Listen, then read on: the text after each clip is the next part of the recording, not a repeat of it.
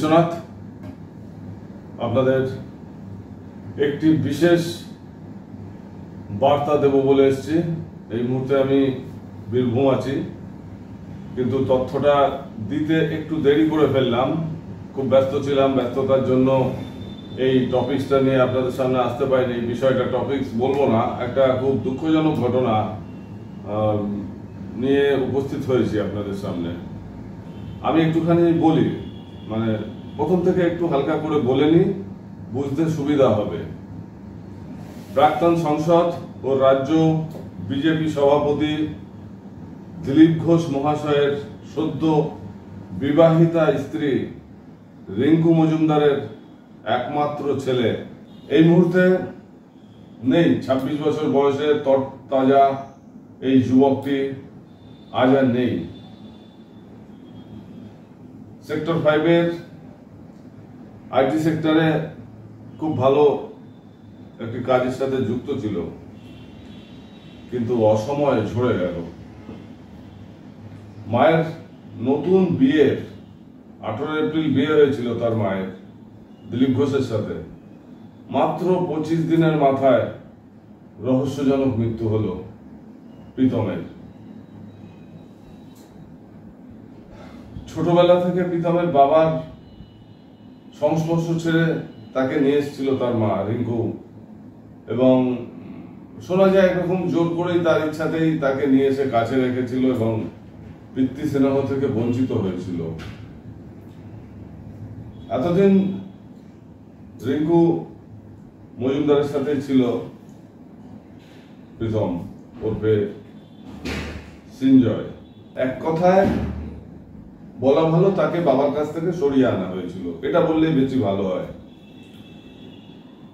রিঙ্কু মজুমদার দাবি করেছেন তার বিয়েতে ছেলে প্রীতম খুশি ছিল, ওর অমত ছিল না তার এই বিয়েতে। মাদার্স ডে উপলক্ষে গত রবিবার প্রীতম গেছিল মা রিঙ্কুর কাছে সেলিব্রেট করতে। মাকে নিয়ে তানিশকে গেছিল, মাকে কেক গিফট এসবও করেছিল। বিবাহের পরে মায়ের সাথে থাকবার খুব ইচ্ছা ছিল প্রীতমের এবং সেরকম মত পোষণ করেছিল, কিন্তু দিলীপ ঘোষের বাড়িতে রিঙ্কু উঠে যাওয়ার পরে সেখানে ঘর এতটা সংকুলান ছিল না যেখানে ছেলেকে নিয়ে উঠতে পারে। তো দিলীপ বাবুকে বলেও ছিলেন যে আমাকে ছেলেকে নিয়ে এসে রাখতে হবে অথবা ছেলের কাছে আমায় গিয়ে থাকতে হবে, এরকম একটা তাদের আলোচনা চলছিল। কিন্তু বিবাহ হয়ে যাওয়ার পরই, রিঙ্কু ঘোষের বিবাহ হয়ে যাওয়ার পর ছেলে প্রীতম ভয়ঙ্কর একা হয়ে যায়, যেটা হয়তো প্রীতমের সহ্য হয়নি, সে হয়তো নিতে পারে। কিন্তু শুধুমাত্র কি একাকিত্ব বোধ করবার জন্যই এই অকাল মৃত্যু? আমি আপনাদের কাছে কয়েকটা প্রশ্ন রাখবো, আর আপনারা বুঝতে পারছেন যে আমি কোন দিকে যাচ্ছি। নাকি মা সেজে গুজে ঢাকঢোল পিটিয়ে সমাজে সমালোচনা ও কুৎসা হওয়ার কারণে বন্ধু বান্ধবদের কাছে উপহাসের পাত্র হয়ে ওঠার জন্যে এই রহস্য মৃত্যু? নিন্দুকেরা অনেক কথাই বলছে, নানান রকম গুজব, নানান রকম মন্তব্য করছে, সেগুলোই বা কতটা সত্যি? প্রীতম ড্রাগ অ্যাডিক্ট ছিল, তার স্নায়ুর ট্রিটমেন্ট হচ্ছিল, ডাক্তারের ওষুধও খাচ্ছিল অনেকদিন থেকেই, তবে অনেকটাই সামনে নিয়েছিল। নতুন বাবা দিলীপ ঘোষ তাকে ছেলে হিসাবে মেনে নিয়েছিল। দিলীপ ঘোষ বলেছিলেন, দুঃখ করে বলেছিলেন যে ছেলের সুখ আর পাওয়া হলো না। শুধুই কি একাকিত্ব বোধ করবার জন্য এই অকাল মৃত্যু, রহস্য মৃত্যু, নাকি এর পিছনে আরো অন্য কারণ আছে? তার মায়ের এরকম একটা বয়সে পৌঁছে ঢাকঢোল পিটিয়ে সেজে গুজে একেবারে নতুন কনের মতো নতুন কুমারী মেয়েদের যেভাবে বিয়ে হয় ঠিক সেরকম একটা সাজ অনুষ্ঠান ইউটিউব ফেসবুকে একেবারে ছয়লাভ সেসব দৃশ্য ভিডিও এইগুলো দেখবার পর তার বন্ধু মহলে তাকে অনেকটা কি উপহাসের পাত্র হয়ে উঠতে হয়েছিল। এরকম কিছু ঘটনা যেটা হয়তো সে নিতে পারেনি, তাকে অসম্মান হতে হচ্ছিল সমাজে, সংসারে, বন্ধুদের কাছে। এরকম কিছু ঘটেনি তো দিলীপ ঘোষ মেনে নিয়েছিলেন ছেলে হিসাবে, এবং তিনি তার মৃত্যুর পর, প্রীতমের মৃত্যুর পর খুব দুঃখ করে বলেছিলেন, পুত্র সুখ পেলাম না, পুত্র শোক পেলাম। কথাটা খুব মূল্যবান। আমি দিলীপ বাবুর কথায় আসছি পরে। অনেকে বলছেন প্রীতমের এই অকাল মৃত্যুর পেছনে নাকি রাজনৈতিক চক্রান্ত লুকিয়ে আছে। 2 মাস পরেই তার বিবাহ হবার কথা ছিল প্রীতমের, এবং শোনা যাচ্ছে মেয়েটির সাথে তার সম্পর্কের একটা টানাপোড়েন চলছিল। তার মানে কি ত্রিকোণ প্রেম? প্রশ্ন কিন্তু অনেক উত্তর জানার চেষ্টা করব। আপনারা বুঝতেই পারছেন যে আমার এই বক্তব্য, এই যে প্রোগ্রামটা কোন দিকে যাচ্ছে, কোন দিকে মুভ করছে, আপনারা নিশ্চয়ই বুঝে গেছেন। আর বিবাহের 25 দিনের মধ্যে তার মৃত্যু হলো, ছেলের রহস্য মৃত্যু। পোস্টমর্টম রিপোর্ট বলছে তার অগ্ন্যাশয় বৃদ্ধি পেয়েছিল, ইত্যাদি ইত্যাদি বলছে। তার রক্তের একটা প্রেশারের ব্যাপার ছিল, এরকম ডায়াবেটিক ছিল, স্নায়ুর ডাক্তার দেখতো তাকে নিয়মিত। এরকম নানান রকম প্রশ্ন উঠে এসছে, কিন্তু আসল সত্যটা কি? প্রীতমের অকাল মৃত্যুর রহস্য এটা আমি শুধু জানতে চাইছি তা নয়, আমার মনে হয় বাংলার বহু মানুষেরই জানবার ইচ্ছা, যেহেতু এটা অনেকগুলো শাখা প্রশাখা ছড়িয়েছে। কেন মৃত্যু হলো? শুধুমাত্র তার গায়ে একটু আঁচড়ের দাগ, এটাই? এটা কি কোনো কারণ? আমি জানতে চাই সবটা। প্ল্যানচেটে প্রীতমের এই পর্বটি যদি আপনারা দেখতে চান তাহলে এখনই কমেন্টস করুন, এখনই সবাই প্রত্যেকে কমেন্টস করুন। আমি আপনাদের কমেন্টসের ওপর বেস করেই আরো একটি প্ল্যানচেট পর্ব আপনাদের সামনে তাহলে প্রেজেন্ট করব। মৃত্যু কিভাবে হলো প্রীতমের, কি রহস্য আছে, কারাই বা করেছে, যদি কেউ করে থাকে তারা কারা, আর কেন, কারণটা কি? আমি এবার কয়েকটা কথা সংযোজন করি। আমি রাজনৈতিক লোক নই, আপনারা এটা এতদিনে অনেকে জেনেছেন, কিন্তু আমি রাজনৈতিক যে কোনো দলের নেতা মন্ত্রীদের কোন রকম উল্টো পাল্টা আমার মনে হলে ব্যক্তিগতভাবে, আমি একজন ভোটার, আমি একজন ভারতীয় নাগরিক, সুতরাং বলবার অধিকার আছে। শুধুমাত্র এই দাবিতেই আমি যে কোনো দলের যে কোনো নেতা মন্ত্রী সম্বন্ধে কিন্তু আপনাদের সামনে বলি, এবং যথেষ্ট কাঁচা ছোলা ভাবেই বলি, কাঁচা খোলা ভাবেই আপনাদেরকে প্রেজেন্ট করি। তাতে হয়তো অনেকের কাছে আমি খারাপ হই, নো প্রবলেম। আমি রাজনীতির কোনো ব্যক্তিত্ব নই, তবুও দিলীপ ঘোষ মহাশয়কে আমি এতদিন জানতাম বা এখনো জানি যে উনি একটা নির্ভেজাল লোক। অন্তত রাজনীতিতে যে ধরনের মানুষ আজকাল বিচরণ করছে তাদের থেকে একদম আলাদা দিলীপ ঘোষ। সত্য কথা, আমার মনে হয়েছে, এটা এখনো মনে হয়। কিন্তু প্রতিটি মানুষের জীবনেই কিছু ভুল আছে, কিছু ভুল কাজ করে ফেলে।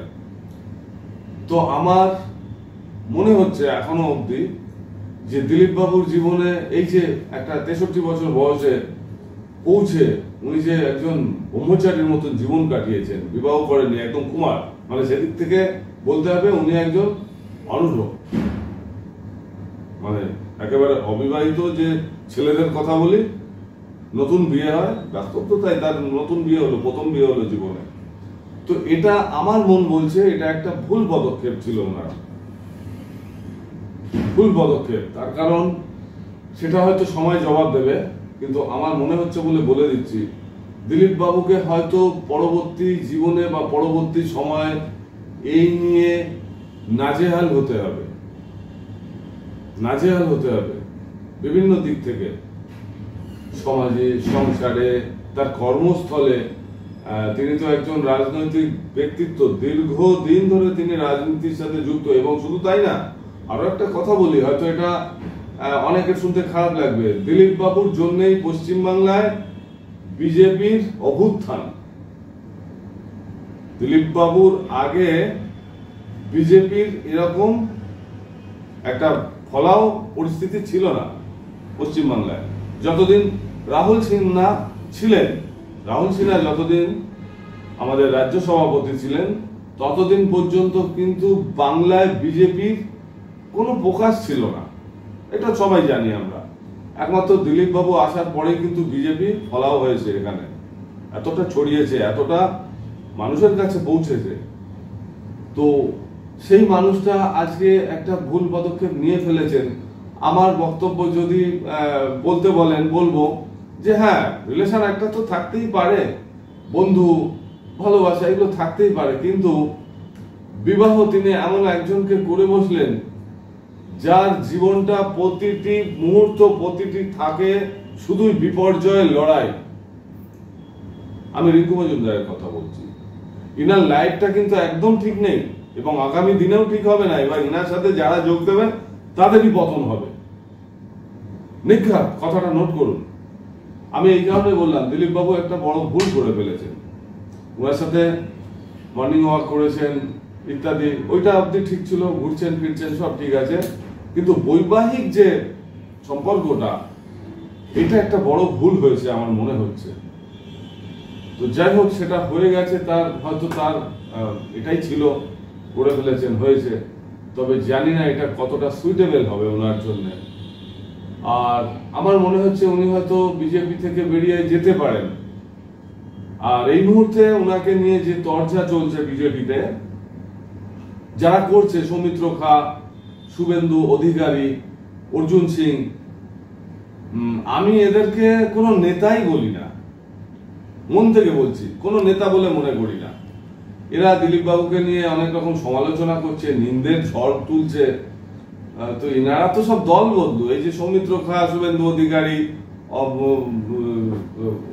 অর্জুন সিং, এরা তো সব দল বদলু। যখনই যেদিকে ভারী পায়, লাভ পায়, স্বার্থ পায়, ঝুলে যায়। এটা সবাই জানে, বাংলাবাসীরা সবাই জানে যে এরা তিনজন, যারা আরো অনেকে আছে যারা এদেরকে নিয়ে সমালোচনা করছে। আর শুভেন্দু অধিকারী তো একটা জিনিয়াস, মানে কি বলবো একে, একে নিয়ে আজকাল ভিডিওতে খুব টল হচ্ছে ওর কথাবার্তা নিয়ে। ও নিজেই একবার মুসলমানের সাজছে, যে এ করছে, তা করছে, অমুক খাচ্ছে, তমুক খাচ্ছে, ইত্যাদি ইত্যাদি। আবার হিন্দু নিয়ে বড় বড় কথাও বলছে শুনছি। আবার ওদিকে জন বার্নারকে কাজও করতে দেয়নি, ওর জন্য দলও ছেড়ে দেবে বিজেপি, এরকম একটা ব্যাপার করছে। মানে ওর জন্য অনেকেই হয়তো বিজেপি ছেড়ে বেরিয়ে যাবে, তৃণমূলে যাবে। শুভেন্দু অধিকারীর জন্য আমি বলছি, এটাও একটা নোট করে রাখুন, শুভেন্দু অধিকারীর জন্য বিজেপি থেকে অনেক মুখ, অনেক নেতা, অনেক মন্ত্রী পদত্যাগ করে তৃণমূলে যোগ দেবে। আর এটা যদি বাড়তে থাকে, বাড়বে, কারণ শুভেন্দু একটা ভয়ঙ্কর চক্রান্ত করছে বিজেপির সাথে, ভয়ঙ্কর চক্রান্ত করছে। এবং এটা যদি আরো এগিয়ে যায়, ও চক্রান্ত যদি আরো এগোয়, বিজেপি আরো কোণঠাসা হবে, আরো দুর্বল হবে। সামনের 26-এর ইলেকশনে তৃণমূল আবার আসবে। আমার কথাগুলো নোট করুন, আমি কোনো পার্টির থেকে কোনো কথা বলছি না। আজকে আমি মুর্শিদাবাদ, এই মুহূর্তে মুর্শিদাবাদ ঘুরে এলাম, মালদহ সব প্রোগ্রাম করে এলাম, আমি দেখে এলাম। আজকে অধীর চৌধুরী একটা খুব বড় কথা বললেন। এই কথাটা উনি যখন 35 বছর ক্ষমতায় ছিলেন, উনিও একটা খুব বড় রাজনৈতিক ব্যক্তিত্ব আমি মনে করি, কিন্তু উনার রাজনীতি জীবনে যতদিন ক্ষমতায় ছিলেন একটি কথাও ব্যবহার করেননি। আজকে শুনছি উনি বলছেন যে এখনই বাংলার তথা ভারতের নেতা মন্ত্রীদের সজাগ হওয়ার সময় হয়েছে। তার কারণ মুর্শিদাবাদ, মালদহ, দিনাজপুর, এই এলাকাগুলোয় মুসলিমরা এতটা পরিমাণে বেড়ে গেছে যে এটা বাংলাদেশ একসময় কবজা করে নেবে। বলবে ওখানে তো 70% মুসলমান, 30% হিন্দু, ওটা আমাদেরই অংশে চলে আসবে, ওটা কিন্তু ত্যাগ করে নেবে। অধীর চৌধুরী কিন্তু সেটা বুঝেছেন, যেটা আমি আপনাদের পই পই করে বলে আসছি, আমাদের বাংলায় অনেক কিছু ঘটে যাবে। তো এখন যে রাজনীতি দল করুন না কেন, প্রতিটি নেতা মন্ত্রীকে বলছি, আপনারা এখনই টেক আপ করুন মুর্শিদাবাদ, মালদা, দিনাজপুর। আমি কিন্তু একেবারে সরে জমিনে ঘুরে এলাম, দেখে এলাম, বুঝে এলাম। তাই বলছি এখনই সজাগ হতে হবে। কোনো মুসলিম নেতাকে ভোটে দাঁড় করানো যাবে না, কোনো মুসলিম সংগঠনকে এখানে উঠতে দেওয়া যাবে না, কোনো রেজিস্ট্রেশন দেওয়া যাবে না, কাউকে কোনো বড় পদে বসানো যাবে না। যদি ভারতবাসীরা যদি, আমি এভাবে বলছি, হিন্দু বলছি না, ভারতবাসীরা যদি এখনো বুঝতে না পারে, ভয়ঙ্কর পতন হবে, ভয়ঙ্কর পতন।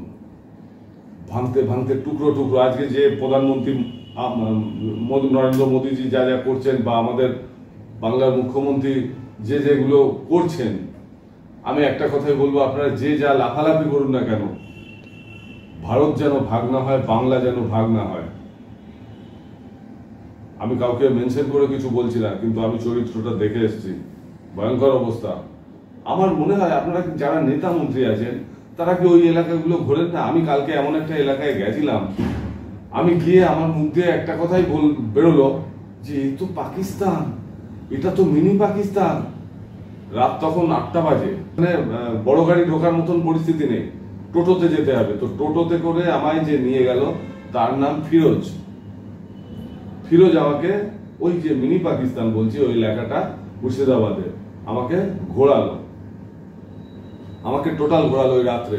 আমার গাটা একটু চমচম করছিল, বা আমার গহনাপাতি ছিল, গায়ে অনেক কিছু পড়া, ওই অবস্থায় আমি বেরিয়ে গেছিলাম। আমার সাথে রোজিনা ছিল, আরো 4-5 জন ছিল। তো একটু যে ভয় পাইনি বলবো না, ভয় লেগেছে। কিন্তু তার মধ্যেও একটা কথা দেখুন, সত্যটা সত্যই। ফিরোজ নামে যে ছেলেটি আমাদেরকে নিয়ে গেছিল তার টোটোয় করে, প্রথমে একটু অবিশ্বাস হচ্ছিল মনে, বলতে তো দোষ নেই, যেটা মনে আছে। কিন্তু শেষ মুহূর্ত পর্যন্ত সে আমাকে যেভাবে সাথ দিয়েছে, সাপোর্ট করেছে, নিরাপদে ঘুরিয়ে আমাকে হোটেল অব্দি পৌঁছে দিয়েছে সেখানে, সেজন্য তো ওকে একটা ধন্যবাদ আমার দিতেই হয়। এবং আমি ওকে টাকা দিলাম, দিয়ে বললাম, বাবু তুমি এবার বাড়ি চলে যাবে, আর আজকে ঘুরবে না। কিন্তু বলে, না দাদা, সত্যি আপনার মতন মানুষ আমি পাইনি আজ অব্দি, এতদিন টোটো চালাচ্ছি। আমি খুব খুশি হয়েছি। ও আমার ফোন নাম্বার নিয়েছে, ও ফোন নাম্বার আমায় দিয়েছে, নাম সেভ করে নিয়েছে, বললো দাদা মুর্শিদাবাদ আসলে তুমি আমায় অবশ্যই ফোন করবে, তুমি আমার টোটো নাও না নাও, তুমি আমায় ফোন করবে, আমি তোমার সঙ্গে এসে একবার দেখা করে যাবো। এতটা দেখুন ব্যবহারটা তো না। আমি ওকে জিজ্ঞেস করলাম যে তোমার এখানে উন্নতি কেমন হচ্ছে, তুমি রাজনৈতিক সাপোর্ট কি করো? বলছে দাদা দেখো, সারাদিন খেটে খেতে হয়, আর কি হবে, কদিন বাঁচবো, লড়াই করে কি হবে?